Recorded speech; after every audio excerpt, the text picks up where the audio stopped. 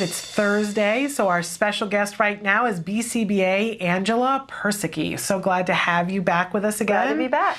And I'm thrilled to have you. You and I had a little bit of a chat yesterday about some of our topics this week, challenging behavior, and I was telling you that we had covered extinction and extinction burst as part of our jargon terms on Monday and Tuesday. But this is a tough topic for parents. Very tough. Very tough. Understanding it, and not only that, it took me a really long time. I'm not even 100% sure that I completely get it now, but what was really hard was explaining it to other people. Yes. So that if somebody was interacting with my child. So, and I know you were going to talk with us a little bit about extinction and extinction burst. So should we go over the two terms slightly first? Yeah, sure. Well, with extinction, I know we have all these jargony words and all these technical terms, but really it just means that we're not providing reinforcement anymore for the behavior. So whatever it was reinforcing the behavior before, we're not going to give that reinforcement anymore. And I think the key, though, is that you have to know what was reinforcing the behavior before. Exactly, and that's where we go into determining the function of the behavior. Is it attention? Is it escape? For tangibles, whatever is functioning as the reinforcer, we need to pinpoint that. Because what happens, especially with challenging behavior, is if that we assume that one thing is a reinforcer and it's not, then taking that away won't make a difference in reducing the behavior.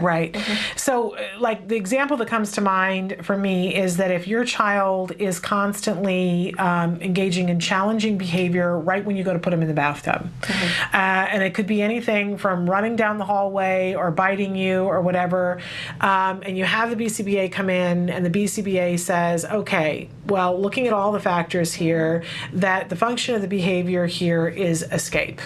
That they are trying to get out of getting into the bathtub. And so if we were going to put that on extinction, what we would do is no longer allow them to escape from the bathtub even for a second. So even if the child is biting and doing whatever because they don't want to get in the bathtub, even if it was that we couldn't undress them, we would stick them into the bathtub fully dressed to say, it doesn't matter, you're going to have to do this no matter what happens, you're getting in the bathtub. But if they said that the function of the behavior was attention, we wouldn't be giving attention for it. So it really matters what the function of the behavior was. It very much matters. And a lot of times we'll also see that often children engage in escape behaviors, so wanting to get out of things.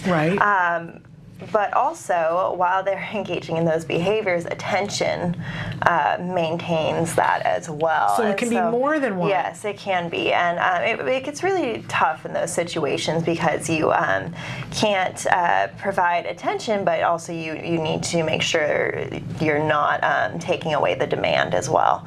So what we will do is often stay right there and say, okay, we'll wait, we'll wait for you whenever you're ready. But not giving eye contact, not talking too much, saying, okay, get in the bath, get in the bath, get in the bath, because that is all maybe reinforcing as well. Which is, I mean, I'm horribly, horribly guilty of that. And it's so much easier to recognize it in somebody else. Like my husband and I will always monitor each other in terms of that, because sometimes you're talking because you're nervous and you don't even know that you're talking. There are times when I'll say to my husband, he'll say, just to Jem, he'll say, so you need to do that, and you need to do that. And we're not going to talk about it anymore, but you need to do that. and I gotta put my hand on him like, okay, stop now. You gotta stop. And he has to do that to me a lot. Yeah, and that really, you have to think about what is maintaining your own behavior as well. A lot of times we will want to get out of the certain situations. So our own behavior is for escape. Yes, So think about when you're in a store and your child starts engaging in tantruming behavior. What we always say is, okay, you have to be consistent and not provide attention, and but not also reward the child and let the child get out of the situation. If it is going to a store, and taking the child out of the store might actually be a reinforcer for that. But it's hard when you're in a public place and your child's screaming and everyone's looking at you. You want to get out of it too, and so you have to look at your own behavior too, and what is reinforcing your own behavior. But it all comes down to me over and over and over again about what is the most important thing in the moment. And, you know, so that if you sometimes, and I was just thinking of a time when I was in Macy's and I needed to get something, and it wasn't the ideal circumstance. I mean, who wants to go, you know, shopping with a child on the autism spectrum in Macy's? It's not what you want to do anyway, right? But I was in a tight spot and I needed to get something. I think it was a gift for somebody and I needed to get it. And my child was engaging in all kinds of challenging behavior. And as I look back on it, clearly he wanted to leave because being at Macy's for a gift for somebody was not what he wanted to do. And in truth, it wasn't really what I wanted to do, but I needed to do it, right? And so you were bringing up that example, and I flashed on this memory of, you know, I really was like, I need to get out of here. I want to get out of here. And I don't remember whether I did or I didn't, but thinking about, you know, what am I teaching? So if I leave the store with him, what am I going to teach him? I'm going to teach him that if you tantrum while you're in the store with me, I will give in. Exactly. And as uncomfortable as I might be in the moment, I don't want to teach that, because then I will be that kind of uncomfortable on a regular basis. Exactly. And the more you almost tell yourself this, that I need to, this is what I'm looking at, and not letting those other factors, the people looking at you and not wanting to be in that situation, trying to not let those bother you too much. It's hard. It's very, very hard. And I know even for me, when I have a little dog, and when my dog starts barking at other dogs, I just want to like take him and run away. And, but in the moment, of course, you have to think of what is the best teaching procedure for that specific behavior. Yeah. Can I tell you, I haven't shared this before on the show, I was just thinking about this. When we went to go school shopping for shoes this year, I engaged in challenging behavior. I did it. I was like, I wasn't getting my needs met. I'm an adult, right? We know that. I am not on the spectrum. We were in a shoe store and I was trying to get my son to put on shoes, and he was more interested in something else that was going on because they were like demoing a helicopter or something, and my husband wasn't really paying attention. And I had tried a couple of times to say to them, hey, you guys, I need you to focus up. I wasn't feeling particularly well. I was really, really tired. So, you know, had all that going on, and they weren't listening to me, and I couldn't get their attention. And do you know what I did? I just laid down in the middle of the store and said, okay, I'm done. And I laid down in the middle of the store. And my husband was mortified. He was absolutely mortified. And he was like, would you get up? You're embarrassing me. Would you please get up? And it was this whole big discussion, but I was done. I had it. And I tried to ask them nicely, and I didn't want to lose my mind and start yelling in the store. So I just laid down in the middle of the aisle. And boy, the reaction that I got from the two of them, I have to be quite honest with you. If I were somebody who was younger, I would do it again because I got what I wanted was for them to take personal responsibility and pay attention to what I wanted, which was to get the shoe shopping done to go home. And I'm 50. Well, it's amazing, and that's where we talk about extinction bursts. You know, this increase in behaviors after you start an extinction procedure or stop reinforcing the behavior. Right. And that's pretty much what you did too. I did an extinction burst. Well, and what we see with extinction is that the individual will vary their behavior to see what they can get. So you'll see an increase in the magnitude of the behavior, screaming, tantrum. It will just get bigger and louder. Or you'll see a bunch of different behaviors, like laying on the floor. Yeah, and I hadn't thought about that before, that in an extinction burst you will see like not only more of what you have been seeing, but sometimes something new that you go, what in the heck is that? And I always like to use the example of when you're trying to open a door and it's stuck. You know, you first you just do the handle like you regularly would, and then you start moving it up and down and pushing at the door and doing all these different behaviors to see what will work. Right. And sometimes even, people have been known to kick the door to see if it'll open. Exactly. And you don't normally walk around kicking doors, but if the door is stuck, And if that worked the next time, if the door is stuck, you will kick it and it will work. Absolutely. Absolutely. I got a can opener that we have to bonk it a certain way to get it to work, and we're bonking the can opener. You would think I would just get a new one. So as a parent, the thing that I always try to think of in the middle of an extinction burst, my little mantra that I say to myself is, oh, look, it's an extinction burst. I've learned this over years.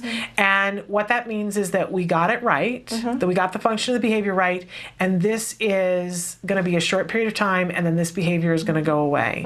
But is there anything besides that we can be doing in an extinction burst to help ourselves to get through it and to help our child to learn quicker that this isn't going to work? What's our job? Well, to keep not reinforcing the behavior. So to keep doing what you're doing that got you to that extinction burst. Okay. So what we were doing, because the extinction burst is really a good thing? Yeah, well, it's a good thing in the sense that the child is the child is realizing what was working before isn't working now. Okay. So it's not even necessarily like the child sits there and says to himself, right, "Oh, this isn't working. I'm going to try these other things," but it's just what we do. Any more than us jiggling the doorknob. Exactly. We're not thinking, what else. We're just like, come on, trying to do different things. And so keep ignoring it, keep not allowing escape or whatever the function is, not reinforcing it, because what often happens with extinction bursts is that a parent or teacher, someone will reinforce the higher magnitude or level of a behavior. And so next time it's not just whining that occurs, it's this huge screaming tantrum, and it was because that was reinforced with the extinction burst. And you might see this a lot if you're in a store shopping and your child says, "Oh, I want this candy bar." You say, "No, not today." "Oh, I really want this candy bar." No. "I want it.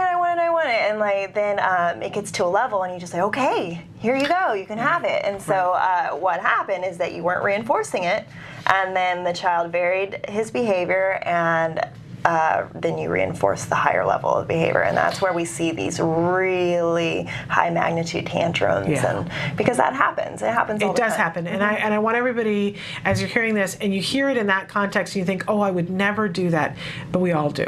If you went back through and looked at the different times that, like in the moment, you said, "I just need my child to be able to do this so I can get this done." We've all done this, and I, sometimes continue to do this. It doesn't make us. We're not bad people. It's just life on life's terms that sometimes it happens. So no blame or anything, but if you think for a second that you haven't done this, I would ask you to think again, because I can't imagine, and if you really haven't done it, we're going to make a monument to you, because I don't know any parent that hasn't done it. I know. It just happens. It happens just all the happens. time. Yes. And we always say to choose your battles. Yes. So, it's not like you're supposed to be this perfect example of consistency all the time. And it's sometimes you want to let the child win. Because it's just going to be easier for you and everyone else in that moment. But if you almost want to plan for that. So if this is going to be a situation where you go to the store and your child's going to ask for something, and you need to just get out of the store, that's a moment where you need to choose your battle, but choose to reinforce the behavior that's at a lower magnitude, so it doesn't get to this high level of tantruming. So if you're in a space where you can't really deal, and you know that you can't hold up the consequences, give in earlier as opposed to later. Is that what you mean? Okay, because the longer we wait to give in, the more we've taught them the extreme that they have to go to get it. Exactly. And the next time that extreme will come sooner. Well, I even wonder too, if you're in that situation, instead of rewarding the behavior, if you've got enough going on, if you can say to them something like, "I'll tell you what, I'll give you the candy bar if you do X, Y, and Z," and have them have earned it for some sort of behavior. Even if it's just, if you can touch your nose 3 times, that's better than giving in for the behavior that we don't want to reinforce. Exactly. Or if the child says, "Oh, I want the candy," prompt an appropriate response, like, "Well, can I have the candy, please?" Right. Right. That's a great thing. So that, then we've worked on appropriately asking for something. And then you reinforce that behavior, and that behavior Right. is more likely to occur the next time you go to the store. Yeah.